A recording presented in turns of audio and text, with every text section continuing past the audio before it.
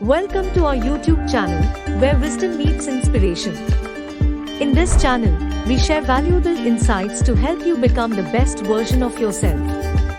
Our content is designed to uplift your spirit and enrich your life. Make sure to subscribe to our channel to stay connected with this incredible journey. Click the subscribe button below. Chasing pleasure in this world, the latest gadget, the latest movie, the latest restaurant, or the latest car, or whatever, we think it will give us happiness. But in the end, it never does. Somerset Maugham, the famous novelist who wrote The Razor's Edge, he says in one place, if you single-mindedly chase pleasure, very soon you find nothing pleasing anymore. If you single-mindedly chase pleasure, very soon you will find nothing pleasing anymore. Now, the tragedy of our modern society, consumerist society, is that if you are not happy, if you look at the advertisements, you will see them. What's the message being conveyed? You are unhappy. Here is this mobile phone. Purchase this Galaxy 5 or something. You'll be happy. Because how do you know you'll be happy? Everybody who's holding it has a big smile. So you'll be happy. That's the message being conveyed to you. You get it, and you are happy, at least for a short while. Again, you are unhappy. Now, here is the problem. Again, you are unhappy. What's the solution? Well, another mobile phone, now Galaxy 6 is there, or 7 or something. And the old one, immediately when you see the 7, it's numbered in such a way, it will immediately make you feel bad about the one you are having, and you would like to have the new one. Now, you see what the message is. We are trying to get happiness from artha and kama by satisfying our desire for pleasure and satisfying our desire for money and possessions. We think we will get happiness. And it does give some happiness. But the tragedy of our society is that when we come to a saturation point, when we don't feel happy with it anymore, the only solution our society gives us is more of the same thing. More artha, more kama, more variations of that. You don't like this, you take this one. You don't like this place, go on a vacation to this place. You don't like this vehicle, you will give you a more fancy vehicle. You don't like this job, there will be a better job. The more variations on the same thing. Whereas the traditional Indian understanding was, there's something which gives you more happiness is what is called dharma. You expand beyond this limited self, try to do something for others in an unselfish way, you will find you get happiness.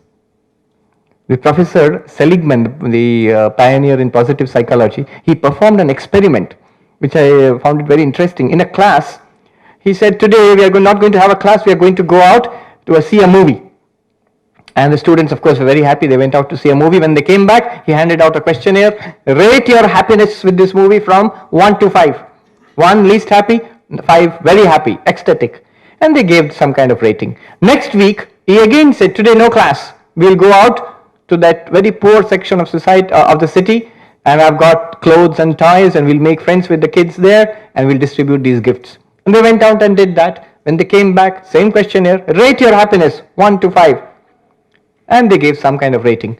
6 months later, suddenly in the class, Professor Seligman came with a bunch of questionnaires and said, today, look back to those 2 days. One day you saw a movie, rate the happiness you are getting from that movie right now. Many people said, we couldn't remember the name of the movie. Yeah, we remember, we went out to a movie. Happiness, nothing much. Maybe 1 or 2 something. We vaguely remember that. And remember that day we spent with those poor kids and giving gifts and making friends with them? Yeah, we remember that. Rate your happiness. It was 4 out of 5 at that time. Today also it is 4 out of 5. You think back upon it, you get a permanent kind of satisfaction. That is dharma. Expanding beyond getting artha and kama for myself to doing something unselfishly for others. That expansion itself gives you happiness. Unfortunately, modern consumer society does not give that message. That's why people are unhappy. They get more and more of money and power and wealth and achievements, still unhappy. Not getting. There is a simple solution, is to expand further. It's a little counterintuitive because we feel the more I give to others, it's less for me. But rather, when I give to others, it's a power I have got. If I've got something, it's a power I've got to give. It enables me to give. It enables me to bring a smile to the lives of, to the faces of so many people. Beyond that is spirituality. Even beyond dharma is what is called moksha, the search for transcendence. So, the way to overcome this mad desire for material success and possessions is, first of all, to have a little bit and experience little bit yourself. If you have that desire, you must see what it is. Sri Ramakrishna once said, I had a desire for an expensive shawl. And Mathur Babu, who was looking after the Kali temple in Dakshineshwar, he immediately said, okay, Baba wants it. He got a very expensive shawl in those days and gave it to Sri Ramakrishna. Sri Ramakrishna, like a child, immediately put it around himself, walked around. And then he said, I told my mind, see mind, this is a shawl. This is called an expensive shawl.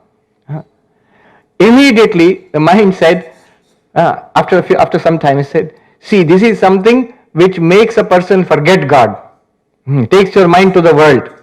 Immediately he threw the shawl down on the ground. He jumped upon it and he spat upon it. And he was about to set fire to it until it was quickly rescued by Mathur Babu, who snatched it away. That is the way to overcome material pleasures. If you see a little bit also, the rest of the material pleasures offered by this world is a variation of this. This one gave me so much happiness, the other one also will give me around this much happiness only. And it will again go away. Is it worth spending the rest of my life chasing this? Especially when other alternatives are there. A meaningful life of service and spirituality. Become Swami Vivekananda's messenger. Share the video with 3 of your friends.